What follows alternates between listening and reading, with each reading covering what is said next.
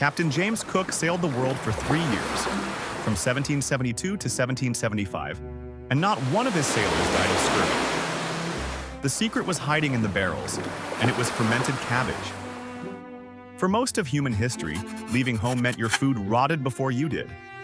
So explorers, soldiers, and fur traders leaned on 3 strange foods that refused to die: a brick of meat and fat, a biscuit hard enough to crack teeth, and a barrel of sour cabbage. Here is how boring food kept brave people breathing. First, the food that would not spoil. Pemmican. The name comes from the Cree word pimikan, which traces back to pimi, the word for fat or grease. Indigenous peoples of the North American plains made it by pounding dried buffalo meat into shreds, then mixing in an equal weight of melted fat. Sometimes they folded in Saskatoon berries. They sewed it into bison hide bags that each weighed about 90 pounds. Kept dry, a single bag could last for years, even decades. It was so valuable that fur companies went to war over it.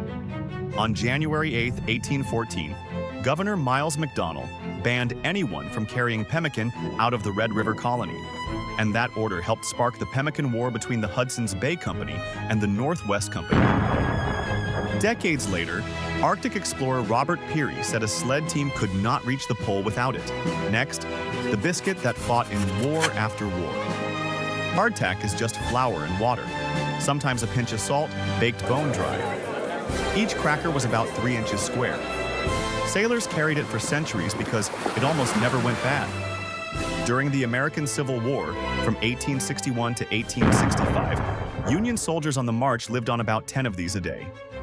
The problem was the weevils. The biscuits sat in storage so long that beetle larvae moved in, which is why the men called them worm castles. The fix was to drop a cracker into hot coffee. The biscuits softened, and the bugs floated to the top so you could skim them off. A soldier named John Billings wrote it all down in his 1887 book, Hardtack and Coffee. And it is still one of the best records of what Army life really tasted like.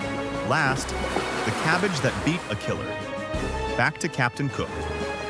Scurvy came from a lack of vitamin C, though nobody would even identify that vitamin until 1932. Cook did not know the science.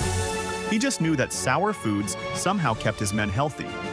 So when the Resolution left England in 1772, he loaded nearly 20,000 pounds of sauerkraut. Sailors hated the smell, so Cook used a trick he had learned on an earlier voyage. He served it at the officers' table first, and suddenly the crew wanted their share. Over 3 years at sea, he lost only 4 men, and not a single one to scurvy. In 1776, the Royal Society handed him its Copley Medal, not for finding new lands, but for keeping his crew alive on barrels of sour cabbage. So the next time you read about explorers and soldiers surviving the impossible, remember what was really in the pack. A brick of meat and fat that lasted decades. A biscuit full of beetles. A barrel of sour cabbage that outsmarted scurvy. The heroes get the statues. The food kept them alive. New food history every week, so stick around and stay hungry.